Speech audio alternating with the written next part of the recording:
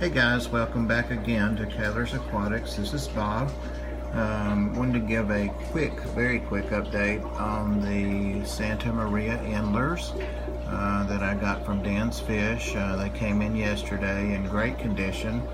I have 3 males and 2 females because Dan's sent extra, which is very generous and awesome of him, and I really appreciate it. So there they are. They're the 2 females and the 3 males, and their colors are absolutely striking. They've already learned that I'm their food source, so I'll pause this in a minute and feed them.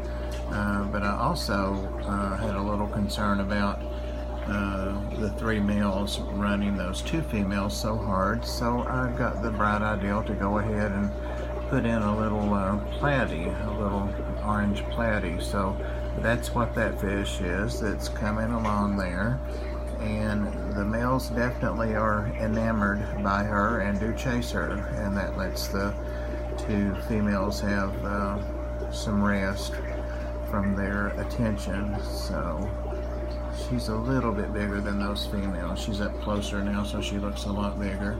And also you might be seeing some small fry in this tank, and you see them moving around there on the bottom. They're in the water column as well. They're up in the plants. And what happened is I had set this tank up and reset it for these guys, expecting them in, and went ahead and kept a couple of platies in there to keep my cycle going for a couple of days and aged the tank a couple of days, and one of them dropped fry. So the adults are gone now and the babies are there, and I thought, why not leave them and let the endlers have something other than themselves to interact with. Of course, I'll begin pulling them out as they get a little bit bigger. So let's feed these guys. Alright, let's see if these guys are hungry. Imagine they are. What I'm going to start them off with is a little bit of frozen Daphnia, which they love, and also the fry love it as well in here.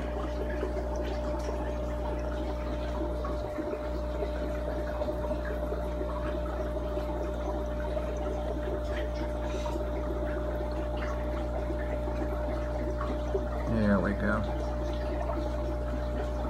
I told Dan in an update after I unboxed them yesterday that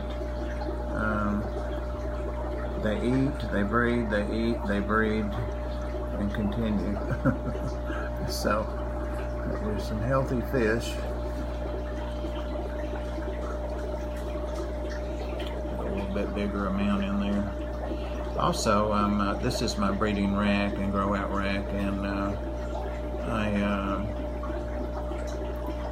am also using this tank to grow out or to hopefully spawn some Corridora cats who might or might not make an appearance, actually. And there's a little pico in here I haven't been able to catch, just a little bristlenose, but there's one of the cats, and they have long dorsal fins. And I have a male and a chubby female in there, so hopefully those guys will also spawn. So I like to set tanks for a couple of things if I can, and make the most of the tanks. So yeah, Santa Maria Endlers, for those of you that don't know, these are pretty perfect. Dan spent the last year and a half culling and refining this line and making them very perfect, as near perfect as possible. And this is the result. And he's only selling a few pairs of these guys. I think he only has 2 pairs he's going to be selling right now, and then of course rebuilding his stock and growing out more. But if you're interested in these, they're not cheap, of course. He's put a lot of time and effort into them, but he is selling them less expensive than far less quality Santa Marias, so they're worth everything and more that I paid for them. I'm just thrilled to have them. So see what I tell you, they eat and then they breathe. So see if I can get them to. I love to feed spirulina, and they're kind of catching on with it. It's a little bit big for them, but they like it. It's just a little hard for them to grapple with it. But the females are able to handle it a little better than the males, I think.